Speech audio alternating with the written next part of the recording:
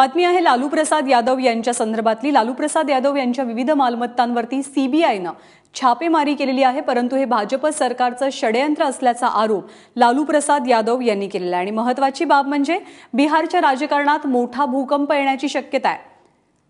सीबीआयचे छापे पडले आहेत लालू प्रसाद यादव यांच्या मालमत्तेवर, त्यामुळे नितीश कुमार सरकारची बदनामी होते अशी स्थिती निर्माण झाली आणि यामुळे ते लालूंची साथ सोडतात का याबद्दलची चर्चा रंगू लागलेली आहे। आपले दिल्लीचे प्रतिनिधी प्रशांत कदम सध्या आपल्या सोबत आहेत। प्रशांत, लालू प्रसाद यादवांचं म्हणणं आहे की भाजपचा हा सगळा रडीचा डाव आहे। भाजप खरोखर मागे लागले का लालूंची बदनामी करण्यासाठी? ज्ञानदा, खरं तर 2014 नंतरची जर आपण स्थिती लक्षात घेतली तर मोदींना सगळ्यात जास्त विरोध करणारे जे नेते आहेत त्याच्यामध्ये लालू प्रसाद यादव यांचं नाव येतं। चारा घोटाळ्यामध्ये एकदा ते जेलमध्ये गेलेले आहेत, मात्र त्याच्यानंतर देखील त्यांनी 2015च्या बिहारच्या विधानसभेच्या निवडणुकीमध्ये अतिशय जोरदार असं कमबॅक केलेलं होतं। खरं तर नितीश कुमार यांचा पक्ष तेव्हा सत्तेमध्ये होता, मात्र त्यांच्यापेक्षा अधिक जागा ज्या आहेत त्या लालू यादव यांना मिळालेल्या होत्या आणि अतिशय आपली सगळं राजकारणातलं जे चातुर्य आहे ते पणाला तेव्हा लालूंनी प्रचार केलेला होता। पंतप्रधान नरेंद्र मोदी यांना तेव्हा अक्षरशः इतक्या सभा घेऊन सुद्धा त्यांना भाजपच्या हाती फारसं यश लागलेलं नव्हतं। लालूंनी आपल्या स्टाईलमध्ये पंतप्रधानांना त्यांच्या लेवलवरती आणून सोडलेलं होतं आणि या सगळ्या कुस्तीमध्ये लालू यादव हे जिंकलेले होते।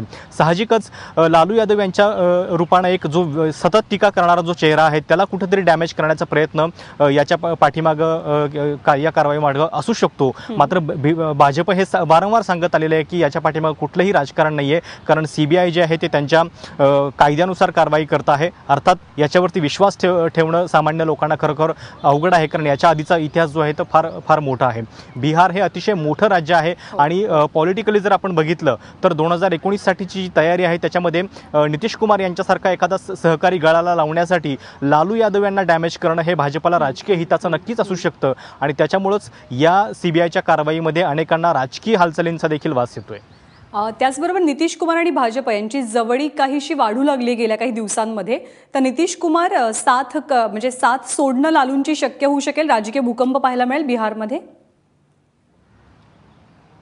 ज्ञानदा, गेल्या काही दिवसातली उदाहरणं जर बघितली म्हणजे जेव्हा नोटबंदी झाली, जेव्हा सर्जिकल स्ट्राईक झाला आणि जेव्हा राष्ट्रपती पदाची निवडणूक लागली, या तीनही घटनांमध्ये सगळ्यात पहिल्यांदा नरेंद्र मोदींचं खुलेआम कोणी कौतुक केलं असेल तर ते नितीश कुमार यांनी। म्हणजे या तीनही वेळा ते मोदींच्या बाजूला उभे होते। शिवाय मध्यंतरी ते दिल्लीला देखील त्यांना भेटायला आलेले होते। आदल्या दिवशी जेव्हा काँग्रेसनं मीटिंग बोलवलेली होती तेव्हा त्यांनी दांडी मारलेली होती, मात्र दुसऱ्याच दिवशी पंतप्रधान नरेंद्र मोदींच्या भेटीला ते आलेले होते। त्यामुळे साहजिक आहे की जी कटुता 2015च्या विधानसभा निवडणुकीमध्ये नितीश कुमार आणि मोदी यांच्यामध्ये होती ती आता राहिलेली नाहीये, कारण नितीश कुमार यांना देखील आता हे कळलेलं असावं कदाचित की जर दिल्लीमध्ये अजून काही वर्ष मोदी राहणार असतील तर किमान बिहार आपल्या हाती राहायचं असेल तर आपल्याला भाजपशी जुळवून घ्यावंच लागेल। आणि जर आपण नितीश आणि लालू यांच्या युतीचा विचार केला तर जेव्हा ते दोघे एकत्र आले तेव्हा म्हणजे राजकारणातली एखादी अकल्पित घटना जशी असावी, कारण त्याच्या आधी हे दोघे एकमेकांचे इतके कट्टर शत्रू होते की एकमेकांना पाण्यात देखील पाहत नव्हते आणि केवळ मोदींना हरवायचं